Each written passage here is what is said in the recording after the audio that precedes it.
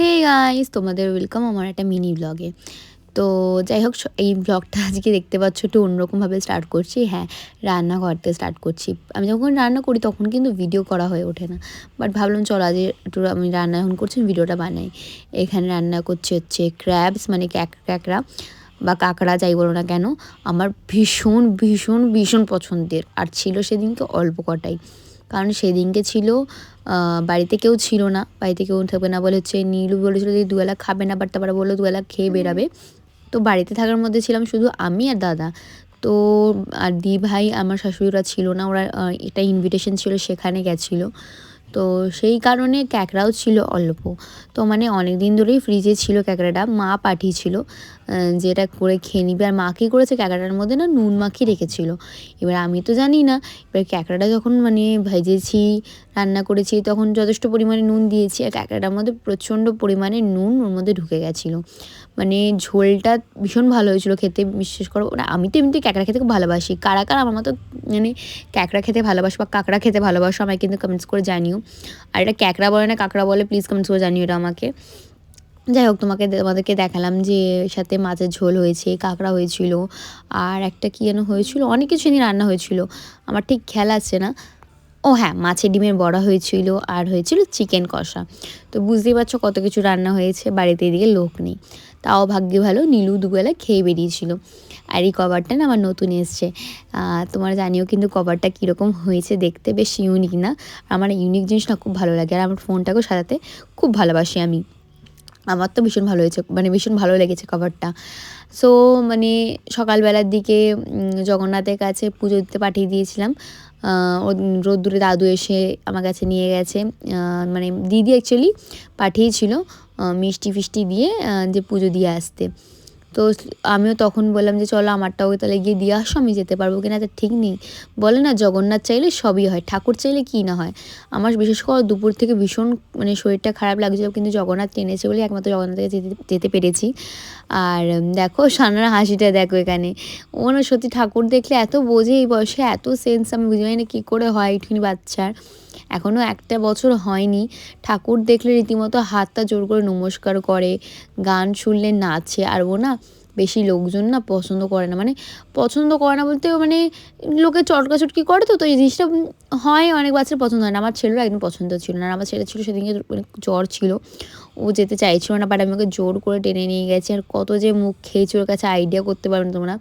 একদিনকে না আমি রোদ্দুরকে মানে রোদ্দুরের সারাদিন রোদ্দুর যে কী কী করে, রোদ্দুরেরই শুধু ব্লগ করব। তোমরা যদি দেখতে চাও আমায় কিন্তু কমেন্টস করে জানিও। আর এই ব্লগের এন্ডে তোমরা শুনতেই পাবে যে রোদ্দুরের পাকা পাকা কথা, মানে এত পাকা পাকা কথা বলে তার আইডিয়ার বাইরে। এখনও ব্লগটা এডিট করছি, সবটা শুনে শুনে মানে শুয়ে শুয়ে শুনছি, আর এদিকে হাসছে, ঠিক আছে? যাই হোক, এখানে জগন্নাথকে মালা পরিয়েছি, যেটা সত্যিকারে খুব ইচ্ছে ছিল। মানে ঠাকুর চাইলে সবটাই হয়, যেটা বললাম সেরকমই। তো ঠাকুরের কৃপায় মানে জগন্নাথকে মালা পরিয়ে পুজো টুজো দিয়ে ভীষণ ভীষণ ভালো লেগেছে। হরিলুট করেছি, বাতাসা, তারপরে লজেন্স ছড়িয়েছি, ছড়িয়ে আর কি পুজো দিয়েছি। তাই আর এখানে এত ভিড় ছিল না, আমি বুঝতে পারছি না রোদ্দুরকে সামলাবো নাকি মানে মানে ভিডিও করব, মানে কি বাইরে বেরোবো। বুঝতেই পারছো যে কতটা ভিড়, প্রচুর পরিমাণে ভিড় ছিল। আর এবারে না বেরোতে লেট হয়ে গেছিলো, প্রতিবার এত লেট করে না, এর আগেই মানে মধ্যে বেরিয়ে যায়। এবার দাদু সানাকে নিয়ে রয়েছে, এবার ওকে আমি রোদ্দুরে তো মানে এমনিতেও ভিড়ভাড়টা একদম পছন্দ করে না, রোদ্দুর যেতে চাইছিল না যেই কারণে। বাট ওকে ওই টাইমটাতে আমি কোলে নিয়ে নিয়েছি, লাস্টে আমি কোলে নিয়ে বাইরে ওকে বের করেছি। আর এবার হচ্ছে জগন্নাথ ফাইনালি রথে করে দেখতে পাচ্ছ বেরিয়ে গেছে। আর আমি বুঝতে পারছি না রোদ্দুরকে মানে সামলাবো না ভিডিও করবো, কখন কোনটা করবো বুঝতে পারছিলাম না। তাই জন্য ভিডিওর অ্যাঙ্গেলগুলো তোমরা একদম মানে একটা হচ্ছে মানে লম্বা করে ভিডিও করেছে, একটা আড়োয়ারি করে ভিডিও করেছে দিদি। তো আমারও আর খেয়াল নেই যে ওকে বলবো যে লম্বা করে ভিডিও কর, যে শর্ট ভিডিও চলছে, আমার আর খেয়াল নেই। আর ওরও অতটা মাথায় ছিল না, ও নর্মালি ইউটিউবে ভিডিও জয়েনিং করে বলে ও নর্মালি এরকমভাবে ভিডিও করে দিয়েছে। তো দেখতে পাচ্ছ এটা ওরা মানে রথটা নয়াটি ওখান থেকে গিয়ে আবার রিটার্ন চলে আসছে। এই টাইমটা তো রোদ্দুরকে আমি বলছি রথের দড়িটা ধরে টান, বলছি না রোদ্দুর এসব একদমই ভয় পায়, এগুলো ভালোবাসে না, মানে ভীষণ ভয় পায়। ভালোবাসে না বলতে ও ভিড় ভাড়াক্কা ঝামেলাটি এগুলো একদম পছন্দ করে না। তোকে দড়িটা ধরতে দিচ্ছি, সবাই যেহেতু জোরে জোরে মানে তাড়াতাড়ি যদি স্পিডে চলে যাচ্ছে তো ভয় পাচ্ছে, বলছে না না না না আমার দরকার নেই, আমাকে দড়ি ধরতে দিস না। আর কন্টিনিউ আমাকে বলছে তুই পিছন দিকে সর, তুই পিছন দিকে সর, তো ধাক্কা লেগে যাবে মামাম, তুই পিছন দিকে সর। মানে ও এতটা কেয়ারিং না, কি বলবো তোমাদেরকে, আমি এই বয়সেও এত কেয়ারিং। ওর কথাগুলো তোমরা হয়তো লাস্টের দিকে শুনতে পাবে ভিডিওতে, এত বোঝে। আমি জানি না এত বুদ্ধি সত্যি আমার মাথাতেও হয়তো নেই। মানে মানে এই মানুষের কষ্ট সত্যি ও খুব ভালো বোঝে। মানে আমি জানি না বড় হয়ে এই জিনিসটার কতটা কী থাকবে। আমি চাই যেন এই জিনিসটা ওর বড় হওয়া পর্যন্ত থাকে। ওর শরীরে প্রচণ্ড পরিমাণে মায়া, শুধু আমার প্রতি বলে না, ওর শরীরের মধ্যে প্রচুর মায়া।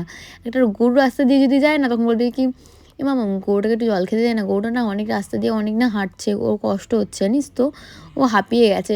মানে শুধু মানে মানুষ বলে না, ও সবার প্রতি ভীষণ মায়া, মানে ও ব্যাপারটা বোঝে যে কার কী কষ্ট হতে পারে। তুমি যদি কোনো সময় ওকে বলো না যে আমার গা গোলাচ্ছে, ও তোমার সামনে না সঙ্গে সঙ্গে জোয়ান জল গামলা সব এনে দেবে, যে তুমি তোমার কষ্ট না হয়। तू पागल है, तेरा दिमाग खराब है, तू पागल है। मैं ठीक हूँ। क्यों तू पागल जैसी हरकत करता है इसीलिए। আর আমি এখন ডরিটোস খাচ্ছি। আমি একমাত্র চিপসের মধ্যে এই চিপসটাই খাই, বিকজ এটা টেস্টে ভালো। আসবে না। আর এই বাউলটা রোদ্রের জন্য নিয়ে এসেছি, রোদ্র খাবে। ও দেখো ওর বয়স ওরে আসছে। সিম্বাকেও দুটো মিষ্টি অলরেডি দিয়েছে, সিম্বা দুটো অলরেডি মিষ্টি খেয়ে নিয়েছে। সিম্বা দুটো অলরেডি মিষ্টি সিম্বা খেয়ে নিয়েছে।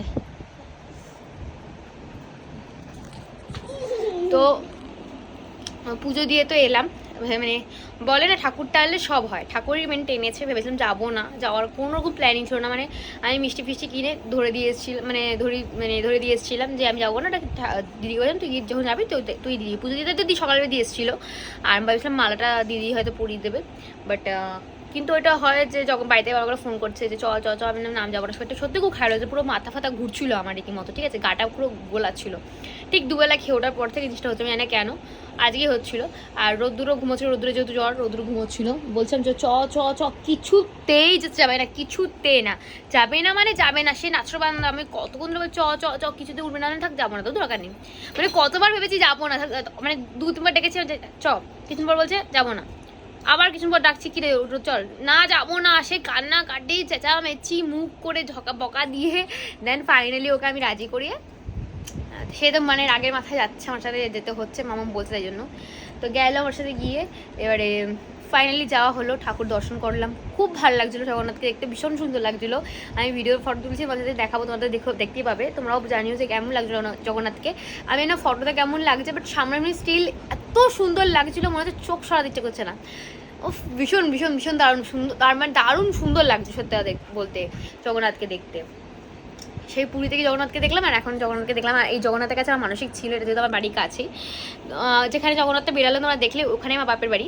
তো অনেকেই জানো, যারা আমার লোকালে থাকো তারা তো আমার ব্লগ দেখো, তারা জানোই। আর যারা আমার লোকালে থাকো না, যেখানে আমার জগন্নাথ বেরায়, মানে যেখানে আমি মেনলি গেছিলাম জগন্নাথের ওখানে, ওই সামনে আমার বাড়ি। সেটা দেখানো হয়নি, ভুলে গেছি দেখাতে। এর পরের বার গেলে নিশ্চয়ই মনে করে দেখাবো, ঠিক আছে। যাই হোক, যারা বলছিলাম, তো হ্যাঁ, তো ঠাকুর চাইলে হয়, ঠাকুরের মানে ঠাকুর চাইছিল যে আমি গিয়ে জগন্নাথকে মালা পরাই। ঠাকুরকে দেখলাম, ঠাকুর দেখে থেকে ঠাকুর পাশে গিয়ে ফটো তুললাম। ঠাকুরের ফটোমাস করে যখন বাইরে বেরিয়ে, যখন সন্ধ্যা আরতি যখন হয়ে গেল, তখন ঠাকুর মানে জগন্নাথকে বের করেছে। এবারে প্রচুর লেটে জগন্নাথকে বের করেছে, সন্ধ্যা হয়ে গেছে, মানে এত সন্ধ্যা হয় না, বিকাল 5-5টার মধ্যে বেরিয়ে যায়। তো যাই হোক, মেনলি আমার এটা ছিল সিম্বার জন্য মানসিক করছিলাম জগন্নাথের কাছে। এখন সিম্বার শরীরটা খুব খারাপ হয়ে গেছিলো, এখন প্রথমে দিকে তোমরা জানোই, যারা আমার ব্লগ দেখো, যখন সিম্বার শরীর খুব খারাপ হয়ে গেছে, মানে এমন করে ঠাকুরের জায়গায় মানসিক করিনি, সবার কাছে মানসিক প্রায় করা হয়ে গেছিলো আমার। তো এই জগন্নাথের কাছে একটা মানসিক ছিল সিম্বাকে নিয়ে, যদি সিম্বাকে সুস্থ করে দেয় আমি জগন্নাথের কাছে পুজো দিয়ে আসবো। আর সত্যি জগন্নাথ বলরাম সুভদ্রা সত্যি খুব জাগ্রত ঠাকুর। তো জানি না কে কতজন কথা বিশ্বাস করে, বাট আমি ছোটো থেকে ঠাকুর প্রচণ্ড বিশ্বাস করি। আমি কোনো সময় এরকম ছিলাম না ঠাকুর বিশ্বাস করি না, এই ব্যাপারটা আমার মধ্যে কোনোদিনই ছিল না। আমি ছোটো থেকেই ঠাকুর ভক্ত। আমি মানে আমার মধ্যে এই জিনিসগুলো ছোটো থেকে আছে। আমি ঘর গোছাবো, সংসার করব, ভালোভাবে সবাইকে মানিয়ে গুছিয়ে নিয়ে চলবো।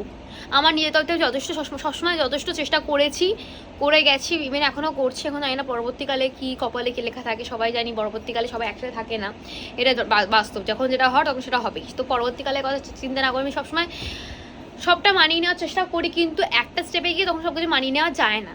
তো সেই কারণে তখন বাধ্য হয়ে উত্তর দিতে হয়।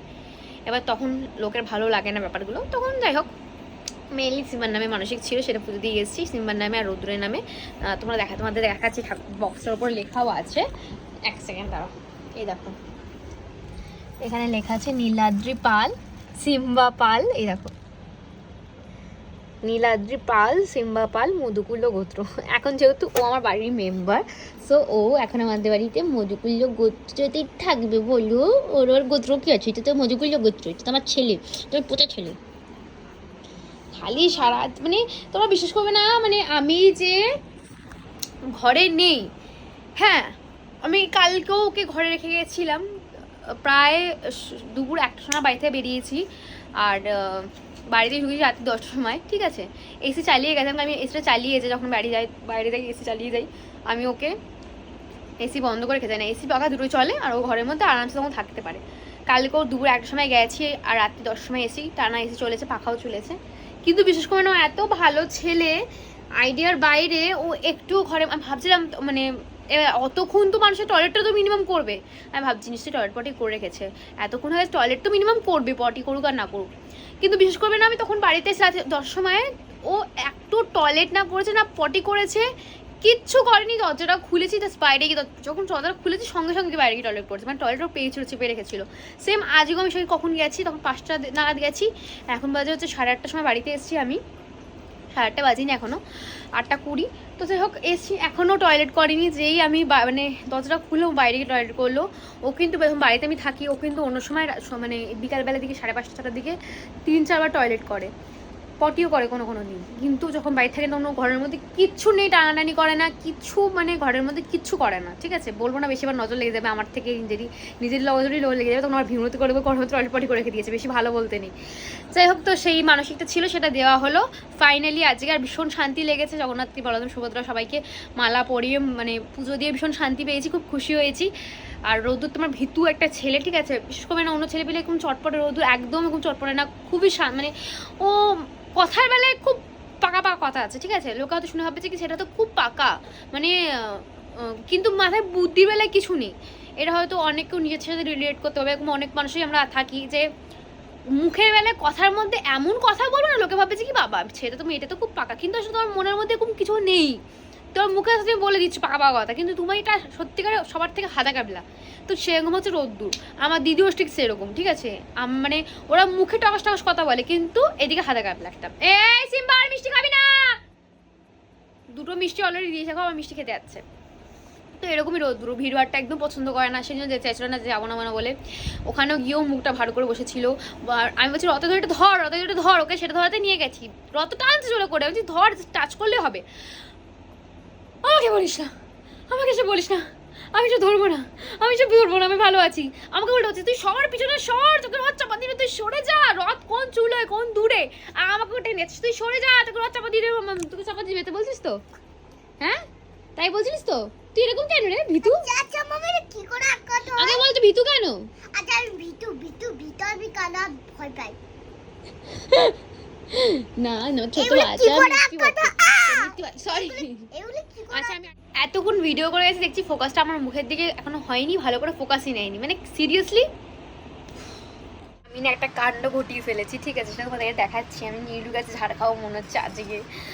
এই দেখো টাকাটা বান্ডিলের মধ্যে ছিল, আমি টেনে বের করতে গিয়ে দেখো টাকাটা ছিঁড়ে গেছে। নীলু এমনভাবে গাড়াটা দিয়েছে, এখন আমি এখানটা বেঁকে গেছে, এখানটা ছেড়ে নি, বাট এই জায়গাটা ছিঁড়ে গেছে, এটা আমি না কি করবো জ্যাঠা, আমার ভয় লাগছে ভীষণ, সিরিয়াসলি বুঝতে পারছি না আমি ওকে কী বলবো, এটা মানে আদৌ কেউ টাকাটা নেবে কি নেই আমি তো বুঝতে পারছি না, কারণ এভাবে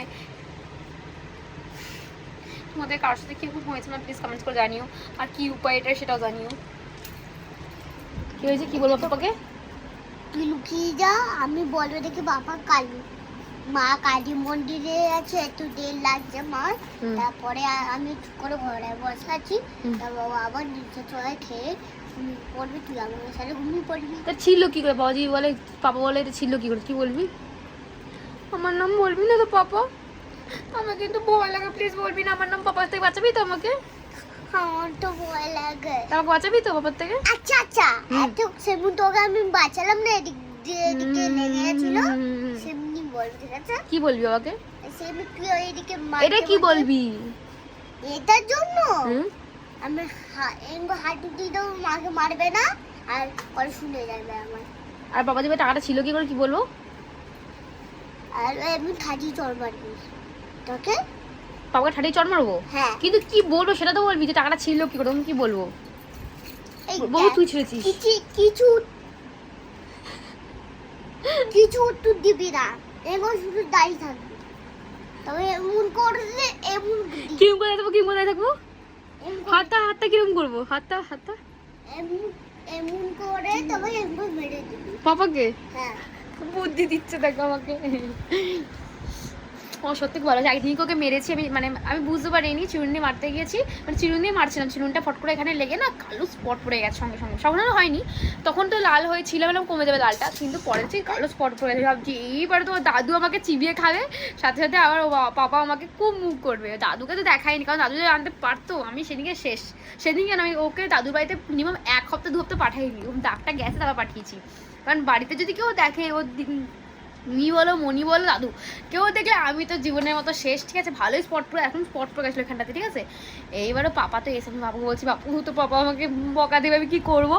বলছি যে কি শোন, কিচ্ছু করবি না, পাপা তখন আমি তখন তুই লুকিয়ে পড়বি। আমি বলছি ঠিক আছে। এবার পাপা এসে, আমি নীলুকে আগে থেকেই বলেছি, জানো তো এরকম এরকম হয়েছে, আমি বুঝতে পারিনি, তা নিউজে দেখেছেন তুমি কী করো, বুঝতে পারো না, ওরকম দাগ হয়ে যায়, ওর সামনে বলিনি। এবার ও পাপা ওকে এসে এমনি বলছে যে এই কী করে দাগ হয়েছে তোর এখানে, ইচ্ছা করে বলছে কি আরে কিছু হয়নি কিছু হয়নি, বলছে না সত্যি কথা বল কি করে হয়েছে, বলছে না না কিছু হয়নি, বলছে মামা মেরেছে না, বাবা বলছে না না মামা মারিনি, এটা আমি এরকম করছিলাম, এরকম করতে গিয়ে আমার দাগ হয়ে গেছে। ও কিছু না, ব্যথা নেই, আমার কমে যাবে তুমি চিন্তা করো না, পাপাকে, মানে পাপাকে রীতিমতো বললো না যে মামা মেরেছে, ও রীতিমতো বলেই গেল যে না কিছু হয়নি, এটা ও নিজের থেকে হয়েছে, মামাকে কিছু বলো না। ও এটা বাবাকে বলছে, তুমি কিন্তু মামাকে কিছু বলবে না, এটা কিন্তু মামার থেকে হয়নি, এরকম বলছে। তাই নীল বলছে তুমি দেখেছো তোমার কত ভালোবাসা, আর তুমি ওকে মারো, সত্যিকার। আমি ওকে পরে বলছি কি রে, আমি তো পাজে মাম্মা, তুই এটা কাজ কর, তুমি ওকে মার না, আমি তোকে মারতে পারি, ঠিক এরকম করে বলছে। এত হাসি পায় না, বললাম না, কথাও পাকা পাকা প্রচুর, মানে প্রচুর লেভেল পাকা পাকা কথা বলে, কিন্তু ওই যে বোকা হাত একটা ছেলে। যাই হোক, চলো ব্লগটা দেখতে থাকো, ফোনে স্টোরেজ নিয়ে যদি পারি তো ব্লগ করবো, না তো পারবো না। এখন একটা টিভি দেখবো, সঙ্গে থাকো। আর এটা ছিল আমার রাতের ডিনার। তো এই ডিনারের রেসিপিটা তোমরা যদি কেউ জানতে চাও আমায় কমেন্টস করে জানিও। ভীষণ ভীষণ টেস্টি খেতে ছিল, মানে মাঝে সাঝে আমি এরকমও খাই, ঠিক আছে? ভীষণ টেস্টি ছিল, সিরিয়াসলি। কেউ জানতে চাইলে পরের ভিডিওতে আমি বলে দেবো তোমাদেরকে।